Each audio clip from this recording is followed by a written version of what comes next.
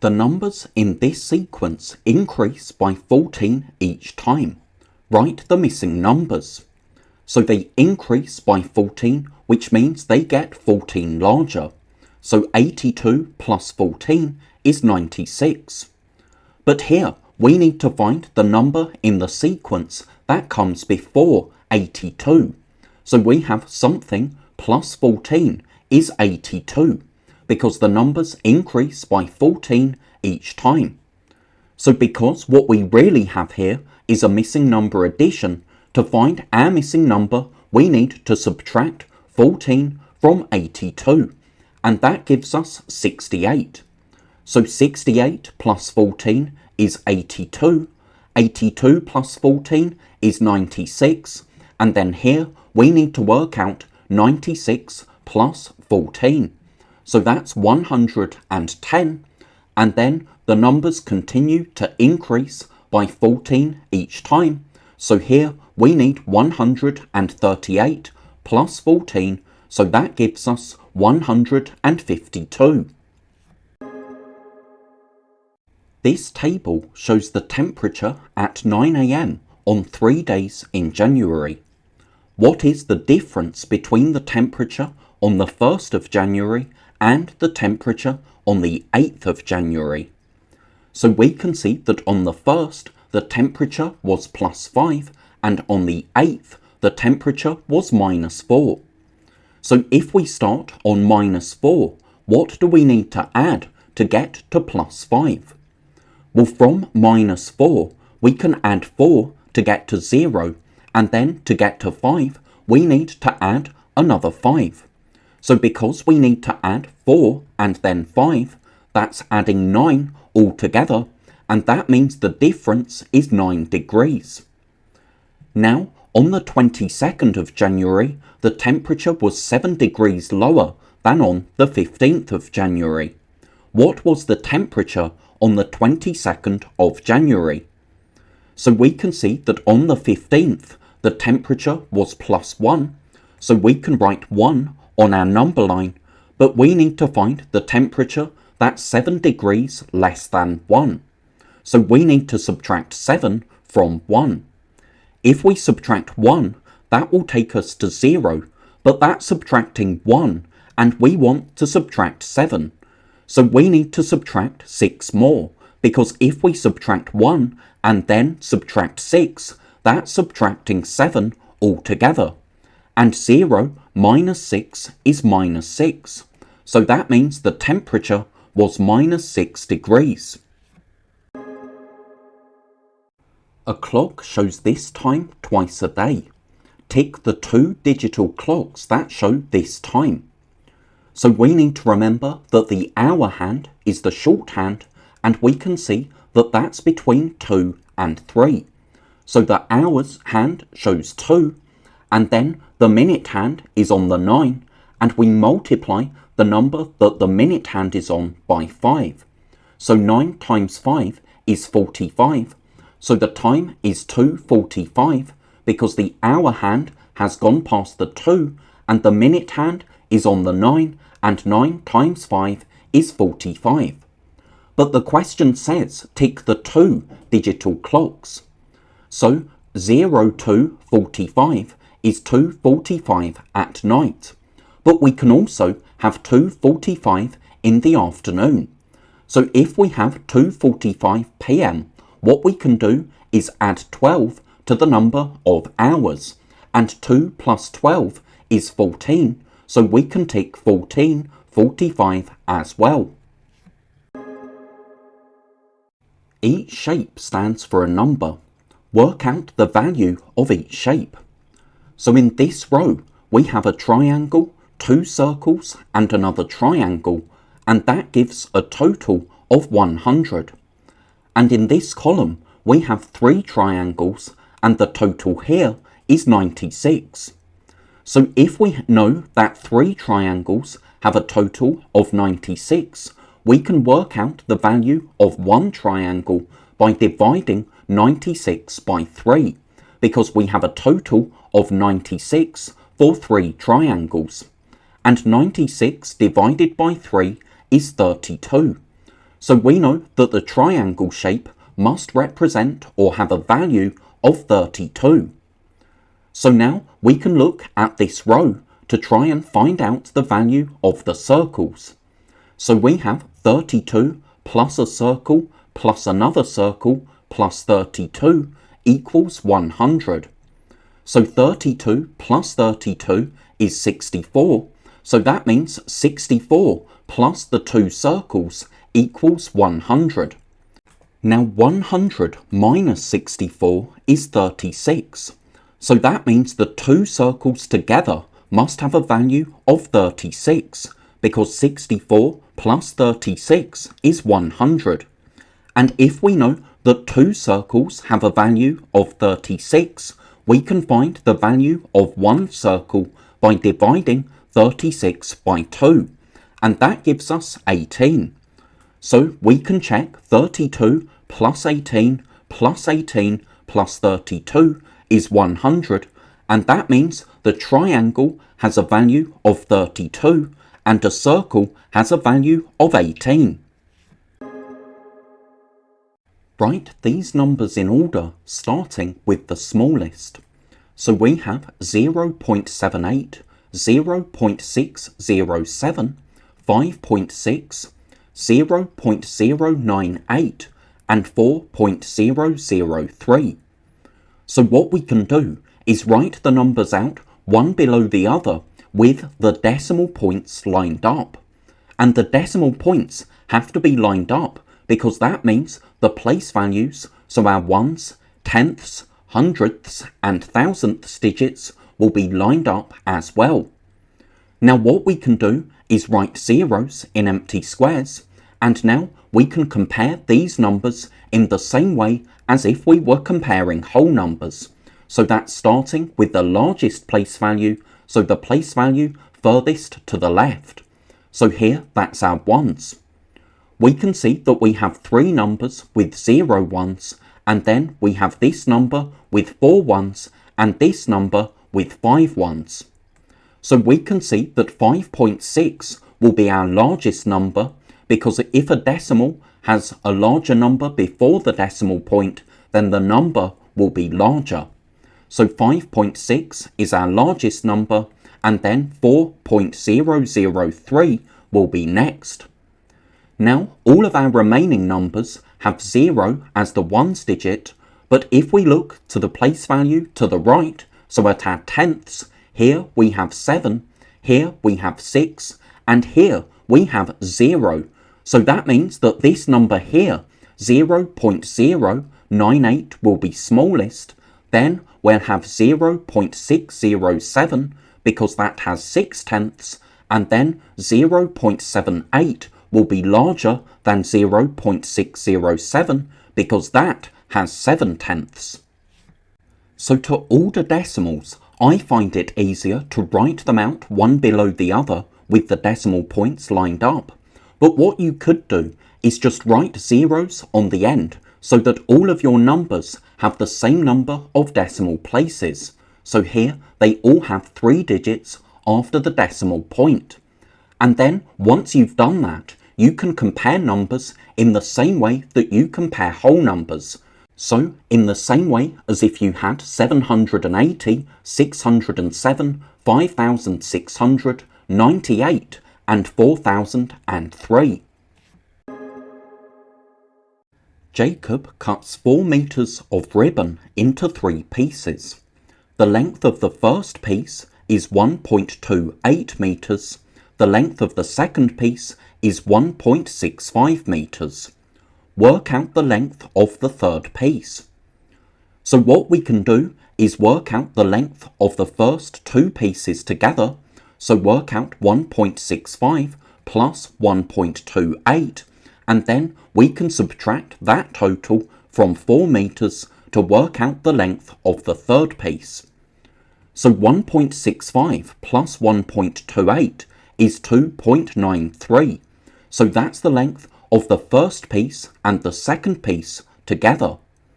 So we can subtract that from 4, and remember, if we're subtracting a decimal from a whole number, we can write a decimal point and then zeros on the end of our whole number. So instead of 4, we can write 4.00, because that's the same as 4. All the 0.00 tells us is that we don't have any extra tenths or hundredths, but it makes it easier to line our place values up.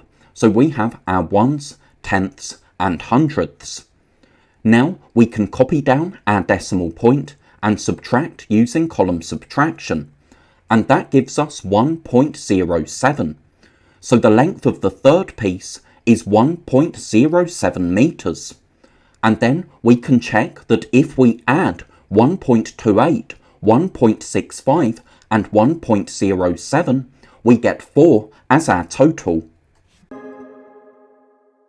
Here we need to write the letters of the angles that are obtuse and the angles that are acute.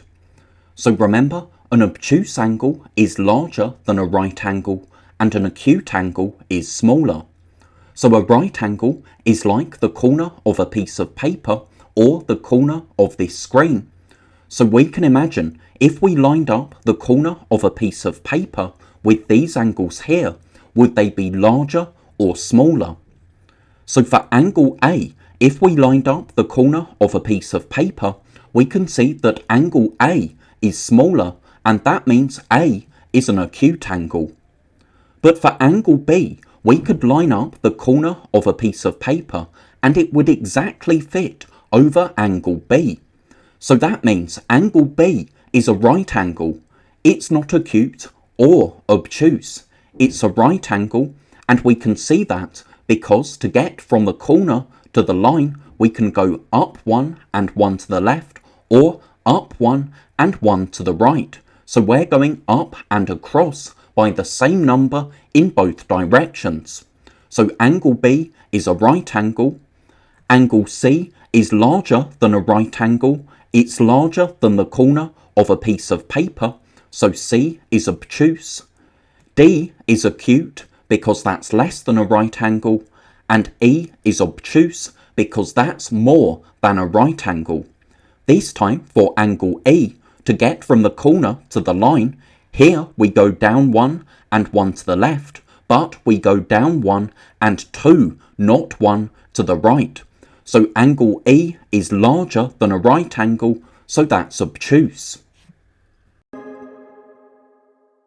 Olivia buys 3 packets of nuts. She pays with a £2 coin. This is her change. What is the cost of 1 packet of nuts? So what we can do is add up how much change she gets, and then if we subtract that from £2, that will give us the cost of 3 packets of nuts. And if we know the cost of 3 packets, we'll be able to find the cost of 1 packet by dividing by 3. So her change is 50 pence, plus 20 pence makes 70, plus 10 is 80, plus 10 is 90, plus 5 is 95 pence. So we can subtract 95 pence from £2. Remember, £2 can be written 2.00 and 95 pence, £0.95. So when we subtract, that gives us £1 and 5 pence. So that's how much she spent on 3 packets of nuts. But we want to find the cost of 1 packet, so we need to divide by 3. £1 5 pence divided by 3 is £0.35, which is the same as 35 pence. Here is part of the bus timetable from Riverdale to Mott Haven. How many minutes does it take the 10:31 bus from Riverdale to reach Mott Haven? So each column of this timetable will be a different bus, and we want the bus from Riverdale that leaves at 10:31. We can see that Mott Haven is the last stop, and it reaches Mott Haven at 11:17. So we need to find the difference between these two times. But remember, with time, we can't use column subtraction. We need to use a timeline. The bus leaves at 10:31, And remember, there are 60 minutes in an hour, so 29 minutes after 10:31 will be 11 o'clock, because 31 plus 29 is 60, and if we have 60 minutes, that will take us to the next hour. And then it gets to Mott Haven at 11:17, so that's another 17 minutes. So altogether, that's 29 minutes plus another 17 minutes, so our answer is 46 minutes. Now, Mr. Evans is at Fordham at 10:30. What is the earliest time he can reach Tremont on the bus? So Fordham is this row here, and he's at Fordham at 10:30. So he can't get on this bus because that leaves at 10:28, but he doesn't get there until 10:30. So he'll need to get this bus here. And we can see that Tremont is the next stop, so if we go down, we can see that that gets to Tremont at 10:44. Emma makes a cuboid using 12 cubes. Write the letter of the cuboid that has a different volume from Emma's cuboid. So we know that Emma has used 12 cubes here because 2 times 2 times 3 is 12, and we find the volume of a cuboid by multiplying the length, width and height. So for cuboid A, we have 1 times 2 times 6, so that's 12 cubes as well. For B, we have 6 times 2 times 1, so that's 12. But for C, we have 3 times 3 times 2. So that's 18 cubes, because 3 times 3 is 9, times 2 is 18. For D, we have 3 times 2 times 2, so that's 12. And for E, we have 12 times 1 times 1, so that's 12 as well. So the cuboid with a different volume is cuboid C, because that uses 18 cubes, but all of our other cuboids only use 12 cubes. A toy shop orders 11 boxes of marbles. Each box contains 6 bags of marbles. Each bag contains 45 marbles. How many marbles does the shop order in total? So they have 11 boxes, and each box contains 6 bags. So to work out the number of bags in 11 boxes, we can multiply 11 by 6, and that gives us 66. So we know that the shop orders 66 bags altogether. And each bag contains 45 marbles. So to work out the total number of marbles, we need to multiply the 66 bags by 45. And 66 times 45 we can work out using column multiplication, and that gives us 2,970. We could also approach this question in a different way. So if we know that each bag contains 45 marbles, we could multiply 45 by 6 to work out how many marbles there are in each box. Then we can multiply that total by 11 to work out the total number of marbles. A triangle is translated from position A to position B. Complete the sentence. The triangle has moved how many squares to the right and how many squares down? So translated just means moved, and point A has moved to point B. So we can see that that's 6 squares to the right and then 5 squares down.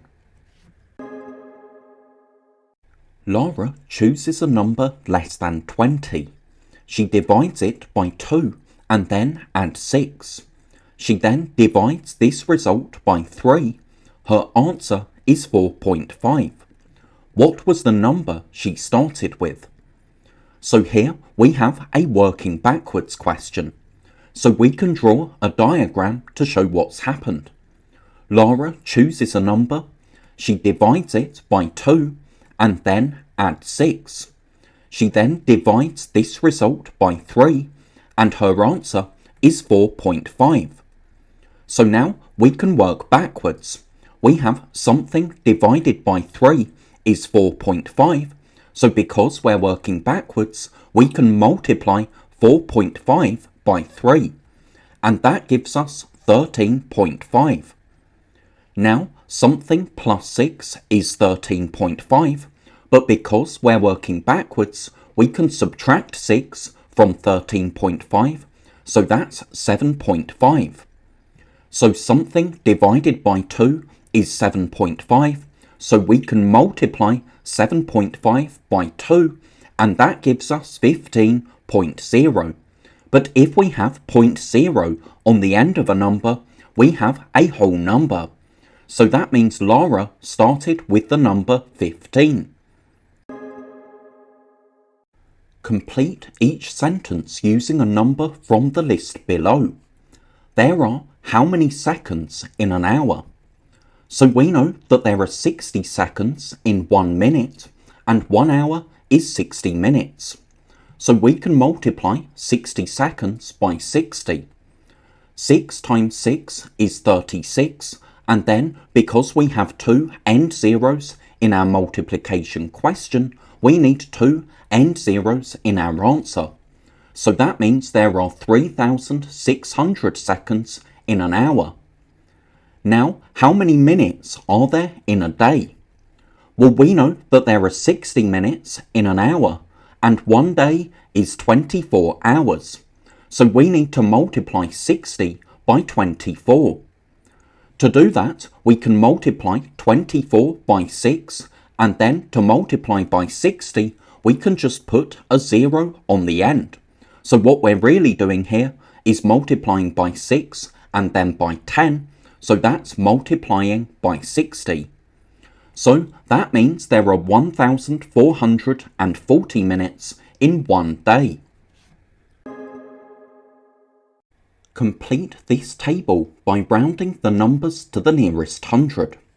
So first we have 20,906. To round to the nearest hundred, we need to find our hundreds digit, which if we have a whole number, is the third digit from the right. Then, to decide whether we round up or down, we need to look at the digit to the right, so at our tens digit. We have a 0, and if we have 4 or less, we round down. So we need to round down, which means that the digit that we've circled stays the same. Digits to the left always stay the same, and digits to the right turn into zeros. So that gives us 20,900. Now we have 2090.6. Now this time we need to be really careful when finding our hundreds digit, because the hundreds digit is only the third digit from the right with whole numbers. With decimals, we count place values not from the end, but from the decimal point. So before the decimal point, we have our ones, our tens, and so this digit here is our hundreds digit. Again, to decide whether we round up or down, we look at the digit to the right, and if it's 5 or more, like it is here, we round up. And when we round up, the digit that we've circled increases by 1. So this 0 will become a 1, the 2 will stay the same because that's to the left of what we've circled, and digits to the right turn into zeros. So that's 2,100.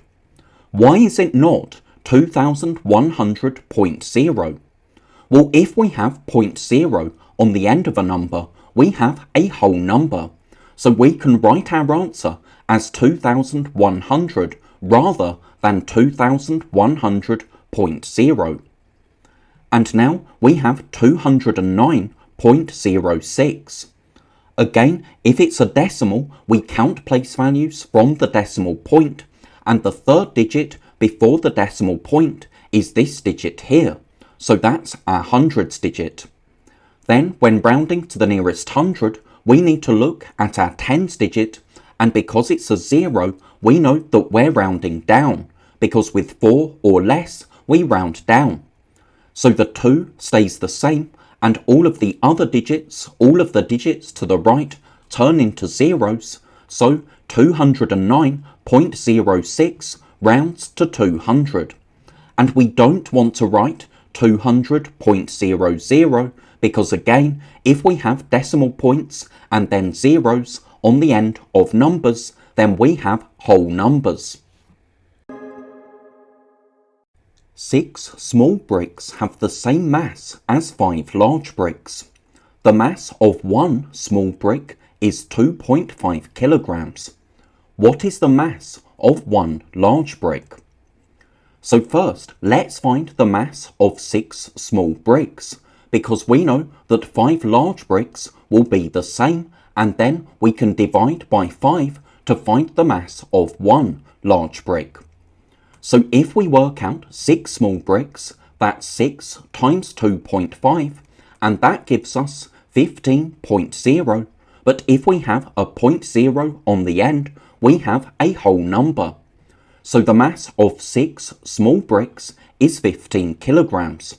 So 15 kilograms is also the mass of 5 large bricks, because we're told 6 small bricks have the same mass as 5 large bricks.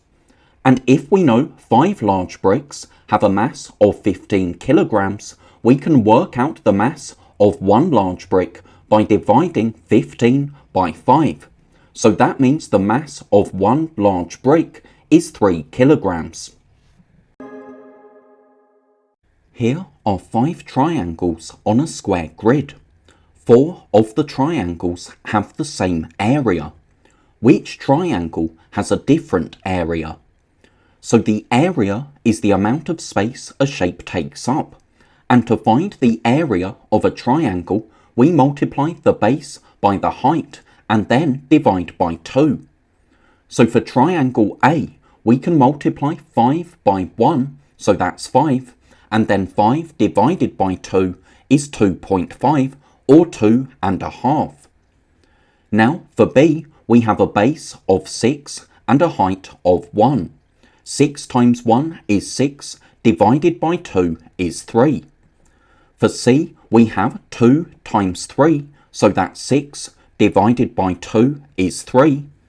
For triangle D, we have a base of 3 and a height of 2, and 3 times 2 is 6, divided by 2 is 3.